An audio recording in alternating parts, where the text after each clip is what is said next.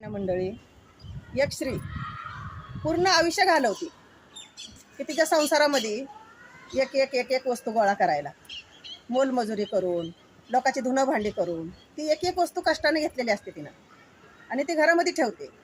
कारण संसाराला म्हणतात ना, गोणं भरलेला दगडसुद्धा पुरत नाही. पण जेव्हा ती स्त्री वारती ना, तेव्हा तिची मुलं एक ताससुद्धा लागू देत नाही.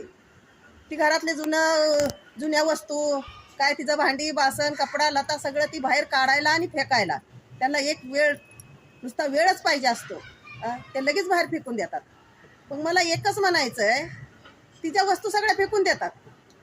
मग तिनं कमवलेली प्रॉपर्टी, तिचा पैसा अडका सोनं नाणं हे का फेकत नाही तो? हे कसं त्यांना पाहिजे असतं? मग तिच्या वस्तूच काय ह्यांना टोचतात का? मला तर असं वाटतंय की मुलांनी असं करू नये. कारण तिनं जी कष्टानं वस्तू ठेवलेल्या असतात ना, भले तुम्ही सगळ्यांना का ठेवू, पण थोड्या का होईना ठेवल्या पाहिजे. मला तर असं वाटतंय. तुम्हाला काय वाटतंय नक्की सांगा.